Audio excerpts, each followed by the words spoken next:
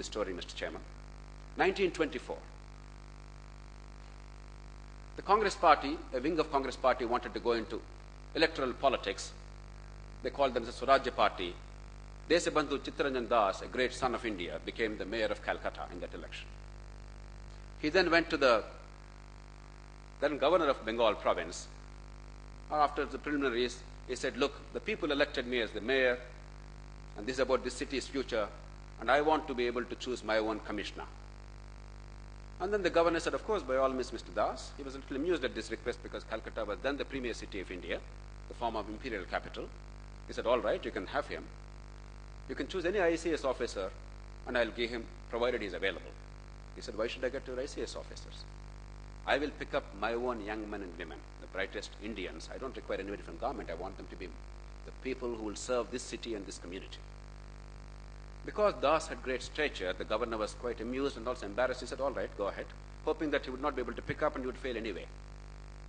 Then Das looked around and picked up a 27-year-old youngster in 1924.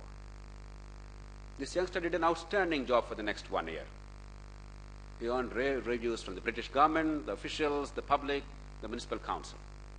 Then he was jailed, not because he took bribes, but because he participated in the freedom struggle. He was put in Alipur jail of Calcutta. And then again, Das went to the governor and said, look, you gave me a commissioner of my choice. He did an outstanding job. He was jailed for an extraneous reason, which is wrong in itself, but that's a different battle. I don't want to fight with you on that issue. I don't care what happens.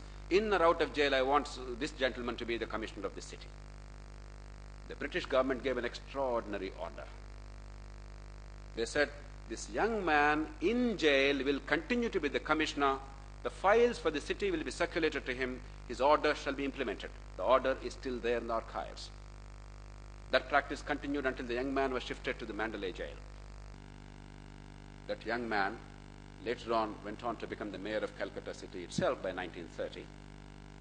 By 1939-40, he became the president of the Congress Party in the country. He was re-elected in the next year against the wishes of Mahatma Gandhi. He left the country and founded the Azad Hind Fauj. He was Netaji Subash Chandra Bose.